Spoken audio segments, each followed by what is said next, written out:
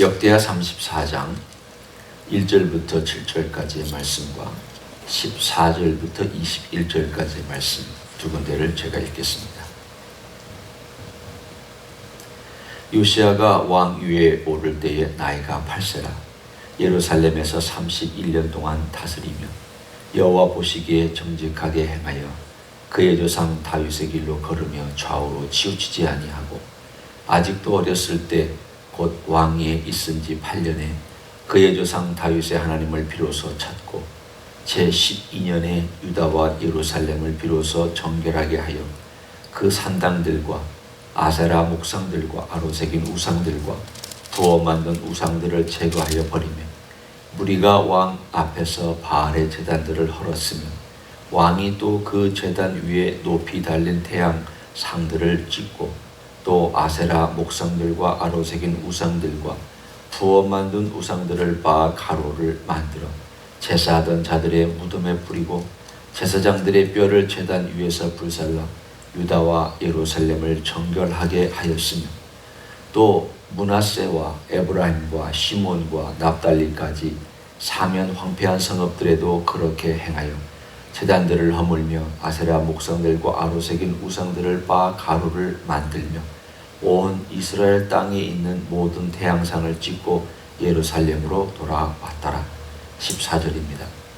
무리가 여호와의 전에 헌금한 돈을 꺼낼 때에 제사장 hil기야가 모세가 전한 여호와의 율법책을 발견하고 hil기야가 서기관 사반에게 말하여 이르되 내가 여호와의 전에서 율법책을 발견하였노라 하고 hil기야가 그 책을 사반에게 주매 사반이 책을 가지고 왕에게 나아가서 복명하여 이르되 왕께서 종들에게 명령하신 것을 종들이 다 준행하였나이다.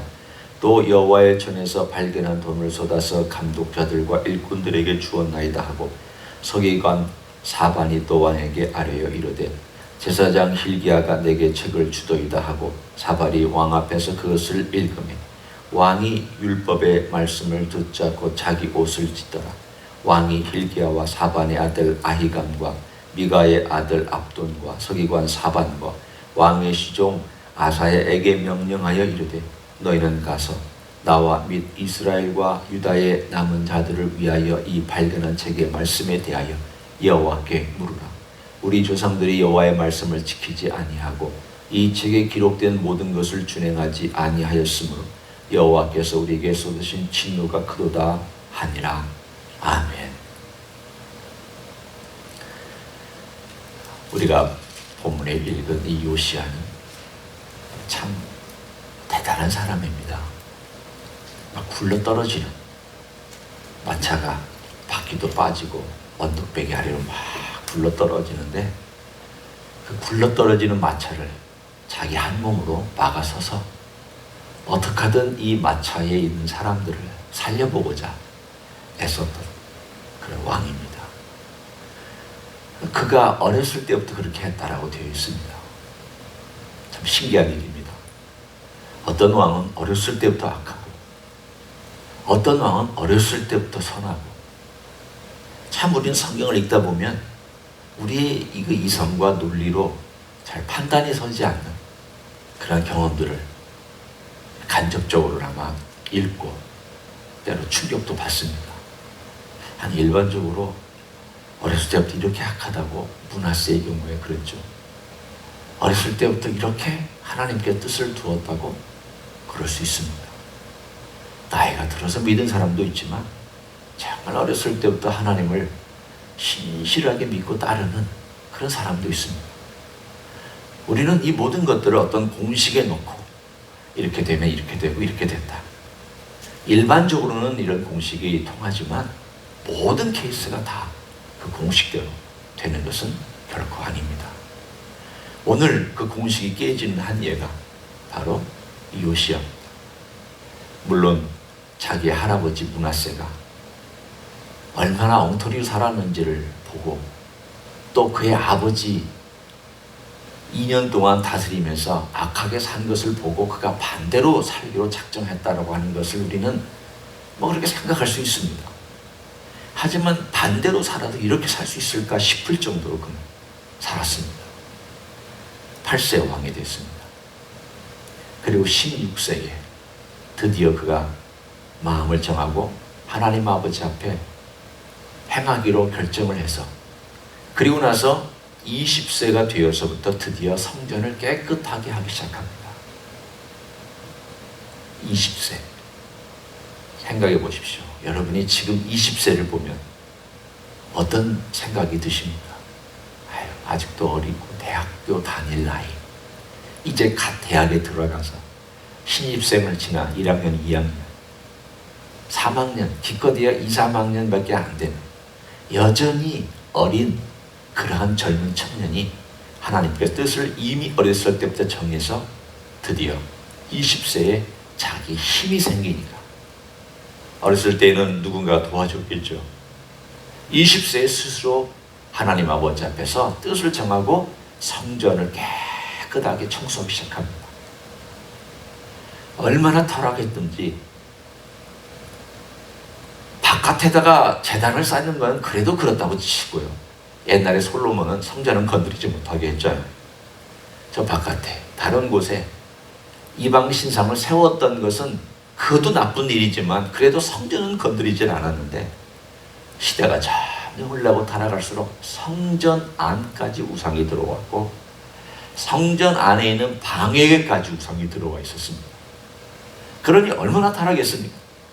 쉽게 얘기하면, 여러분에게 간단하게 얘기하면 여기다가 부처상을 갖다 세워놓은 거나 마찬가지입니다.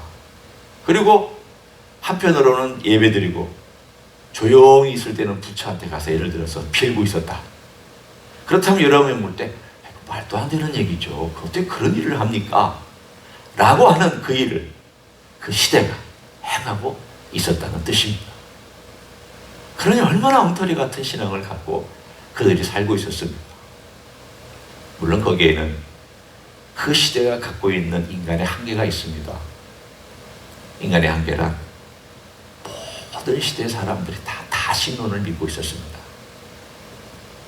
이스라엘 백성도 예외가 아니었고 유다도 예외가 아니었습니다. 그들이 다신론을 믿었던 것은 그 시대적으로 인간이 가지고 있었던 본성 속에 이 영의 세계에는 신들이 많다. 그래서 이 신도 내가 섬겨줘야 되고 저 신도 섬겨줘야 된다. 왜냐하면 이 신이 화가 나면 나를 건드릴 것이다. 또 저 신도 잘 섬겨줘야지, 화가 안 나게 해야지. 그래서 온갖 신들을 다 섬기면서 살았던 시대가 바로 그 시대입니다. 인간의 본성 속에 타락한 본성이 가지고 있는 우리들의 악한 마음입니다. 마치 우리가 이런 보험도 들어놓고 저런 보험도 들어놓는 것과 비슷한 형태가 그들에게는 이 신과 저 신을 섬기는 바로 그러한 모습이었습니다. 그런데 오늘 요시야는 그런 이방 사람들이 가지고 있었던, 그리고 유다 사람들이 가지고 있었던 그 생각을 뛰어넘어서 오늘 본문에 있었던 그 짤막한 이야기가 요시야의 하나님을 향한 열심과 사랑을 보여줍니다. 처음 북왕국과 남쪽이 갈라졌을 때 여로보암이 단과 베들에다 금송아지 제단을 세웠습니다. 그리고 말하기를 여기가 여호와의 전이다. 이 금송아지가 여호와를 대표하니까 너희가 여호와를 섬기고 싶거든 이 금송아지 앞에 와서 제사를 지내라. 그때 한 선지자가 와서 여로보암에게 경고했습니다. 이 제단이 다 무너지고 그 제사장들의 뼈가 여기서 부서지고 없어지고 이 모든 것들이 다 사라질 날이 올 것이다. 그래서 결국 그 예언이 300년이 지난 다음에 언제 이루어졌습니까? 오늘 우리가 34장을 읽었을 때 그가 어떤 열심을 가지고 있었습니까? 예루살렘의 성전과 예루살렘과 유다뿐만이 아니라 북쪽의 저 북쪽 땅까지 가서 오늘 본문이 있는 내용처럼 므낫세, 에브라임, 시므온, 납달리까지 모든 황폐한 성읍들에까지 가서 저 북쪽에까지 가서 자기가 하나님을 섬기는 열심을 가지고 모든 우상들을 다 치워버리고 없애버리고 불태워버리고 갈아서 물에다가 없애버리는 그런 열심을 가지고 섬겼습니다. 그가 이 일을 6년 동안 했습니다. 20살부터 26살까지 쉬지 않고, 물론 젊었기 때문에 그 열심을 가지고 열정을 가지고 했지만, 그러나 8세에 그리고 쭉 자라나면서 16세가 되자 하나님을 찾고, 20세가 되자 성전을 깨끗하게 하고, 26세가 되어서 이 모든 전국에 있는 우상들을 다 없애버렸습니다. 그러자 오늘 한 사건이 등장합니다. 성전을 깨끗하게 하기 위해 사람들이 헌금을 한 돈을 이렇게 쏟아서 이제 공사를 하기 위해서 공사 책임자에게 주려다 보니 그 헌금통 안에 숨겨놓은 율법책이 발견되었습니다. 아마도 므낫세 때에 사람들을 핍박하고 여호와의 문을 닫고 여호와를 섬기지 못하게 하고 여호와의 율법책을 없애버리는 것을 보면서 아마도 누군가 제사장 한 사람이 말씀을 지키기 위하여서 헌금통 안에다 숨겨 놓지 않았나 우리는 짐작해 볼 수 있습니다. 그 이야기는 거의 80년이 되도록 하나님 여호와의 말씀을 직접 왕 앞에서 읽은 일도 없고 그 여호와의 말씀을 가지고 낭독한 일이 없었다는 뜻입니다. 사람들은 구전으로 된 것만 전해줬습니다. 기억한 것만 가르쳐줬습니다.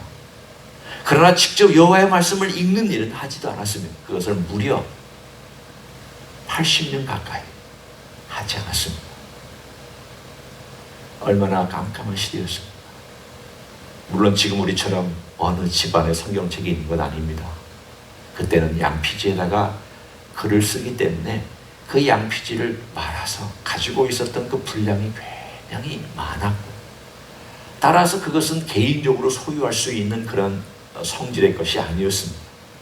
그렇지만 발견하여 그것을 읽고 나서 오늘 본문에 요시야가 얼마나 가슴 아프게 하나님 아버지 앞에서 통회하고 통곡하는지, 그 마음을 어떻게 이룰 수 있을까? 26살 청년이 어떻게 여호와의 말씀을 듣고 26살 청년이 그렇게 애타게 애통하며 부르짖으며 하나님 우리는 어떡합니까? 하나님 우리 민족 어떡합니까?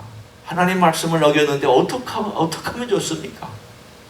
얼마나 속이 화끈화끈거리고 얼마나 마음이 답답했던지 울다가 통곡하다가 회개하다가 그리고 나서 사람을 불러서 이 말씀을 가지고 우리가 읽는데 우리가 이렇게 지금 현재 되었는데 하나님이 우리를 위하여 뭘 원하시는지를 좀 물어봐라.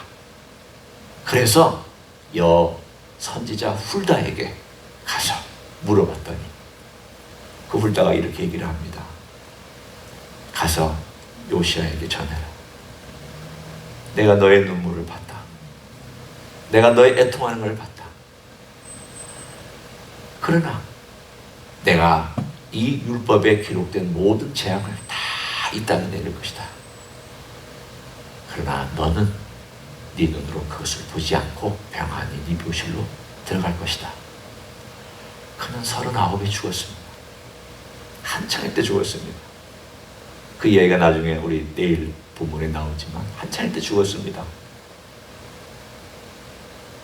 그러고 나서 몇 년 안 돼서 드디어 바벨론이 쳐들어와서 포로 잡아가고, 두 번째 잡아가고, 세 번째는 예루살렘을 완전히 없애버리고, 그리고 포로로 잡아가는 그러한 일이 이 사람이 죽고 나서 4년 후에부터 금세 일어나기 시작을 합니다. 자, 우리는 한번 평가해 봅니다. 이 왕이 성공했습니까? 실패했습니까? 여러분 보시기에 아니 하나님이 데려가 버리시고 유다를 결국 멸망시키셨다면 결과적으로는 실패한 왕 아닙니까? 또 한편으로는 하나님 아버지 앞에 인정받지 않았습니까? 하나님이 그의 눈물을 보셨다고 그랬고 내가 너의 마음을 내가 받았다. 본문에 여기 있는 모든 것들에 대하여 말씀하신 주신 내용들, 제가 특별히 21절에 보면 내가 이곳과 그 주민을 가리켜 말한 것을 네가 듣고 마음이 연약하여 하나님 곧 내 앞에서 겸손하여 옷을 찢고 통곡하였으므로 나도 네 말을 들었노라. 하나님께서 네 말 들었다. 이렇게 생각하면 이 사람 성공한 사람이죠. 한편으로는 성공한 것 같고 한편으로는 실패한 것 같은 이 요시아라는 사람의 그 왕의 인생에 대해서 우리가 어떻게 생각을 해야 됩니까? 요시아는 성공한 왕입니다. 그 인생 하나님 아버지 앞에서 인정받았습니다. 하나님 아버지 앞에서 인정받으면 성공입니다. 그러나 그가 그렇게 했음에도 불구하고 백성들이 마음에 근본적으로 돌아오지 않았습니다. 그만큼 악이 뿌리가 깊이 들어가 있었습니다. 왕들이 개혁하면 따라가지만 그 뿌리 깊숙한 곳에 있었던 악, 우상을 섬기고 자기 욕망을 섬기는 그 깊은 뿌리가 크게 자리를 잡고 있다가 겉으로는 왕이 하라는 대로 가고 왕이 하자고 하는 대로 하지만 왕이 사라지면 다시 이 뿌리에서부터 왕성하게 줄기가 솟아올라서 악의 그 줄기가 입을 내고 악의 열매를 맺는 그 일이 계속 시대마다 반복되었습니다. 하나님께서 계속해서 인간에 경고하셨습니다. 그거 끄집어내라. 해결해라. 경고하셨습니다. 선지자를 보내서 경고하셨습니다. 아무리 말해도 소규의 격리기였습니다. 변화되지 않습니다. 소수의 사람만 변화됐습니다. 하나님께서 드디어 결심하셨습니다. 요시아야, 네가 아무리 했어도 이 백성 안 변하는구나. 내가 최후의 수단으로 이 백성을 갈아엎어야 된다. 너가 안 된다. 요시아는 개혁해서 백성의 마음을 하나님께 돌이키려고 애를 썼지만 갈아엎어지지 않았습니다. 결국은 하나님께서 직접 갈아엎으셔야 했습니다. 요시아는 성공했죠. 결국은 인간의 마음이 그렇게 완악했기 때문에 하나님께서 직접 다루셔야만 했던 그 길을 밟아 나가는 과정 속에서 그나마 그는 그 시대를 조금 더 연장했고 그 연장하는 과정 속에서 이스라엘 백성들이 그래도 더 조금이라도 더 하나님께 돌아오도록 시간을 벌어주었던 사람입니다. 여러분, 하나님께서 우리의 기도를 들으시고 어떤 때는 시간을 단축해 주시기도 하지만 어떤 때는 시간을 연장해 주시기도 합니다. 우리 하나님께서 일하시는 우리의 기도를 들으시고 불쌍히 여기셔서 연장해 주시고 그 연장해 주시는 시간 동안에 할 일이 있습니다. 내가 회개하는 것도 회개하는 것이고 영혼을 구원하는 것도 구원하는 것이고 우리 하나님 아버지 앞에 기도하며 간곡히 부르짖는 기도의 제목을 가지고 부르짖는 것들 하나님이 연장해 주셨다면 해야 할 일입니다. 지금 왜 주님께서 이렇게 하무십니까? 연장해 주셨기 때문에 그렇게 하무실 수 있습니다. 주님께서 연장하시기도 하고 축소하시기도 하고 이런 모든 과정 속에서 요시아가 눈물로 기도한 것을 하나님께서 들으셨다. 이건 소중한 메시지입니다. 비록 그는 개혁에 실패했지만 인간의 마음이 너무 완악해서 실패했지만 경외함이 없는 것이 악이라. 에레미야 2장 19절에 말하기를 여호와 나를 경외함이 없는 것이 악이라. 그 시대에 살았던 에레미야가 말하기를 너희 속에 나를 경외함이 없다. 겉으로는 경외하는 것 같고 입으로는 경외하지만 마음속에 경외함이 없고 내 말씀을 따르지 않는다. 이것이 악이다고 얘기했다. 그 시대를 향하여서 눈물로 기도하고 눈물로 통곡한 이 요시아 같은 사람이 있어야 그래도 회개하고 돌아오는 사람들이 더 많아지고 더 많은 영혼이 구원받을 수 있는 줄로 믿습니다. 그래서 우리는 기도해야 됩니다. 이 세상이 좋아지도록 기도해야 하지만 좋아지지 않는다 할지라도 내가 기도해도 않는다 할지라도 우리는 그렇게 기도하면서 하나님께서 우리의 눈물을 보시고 시간을 연장해 주시고 그리고 돌아올 사람들이 더 많이 돌아와서 주님의 나라의 아름다운 사람들이 되어가는 그 목적을 위해서라도 우리가 쉬지 않고 기도하는 귀한 종들이 되시기를 우리 주 예수 그리스도의 이름으로 간절히 축원합니다. 기도하시겠습니다. 하나님 아버지, 인간의 악함이 이렇게도 지독합니다. 인간 속에 있는 그 악함, 여호와를 경외하지 않는 그 마음이 이렇게도 단단해서 쉽게 부서지지가 않습니다.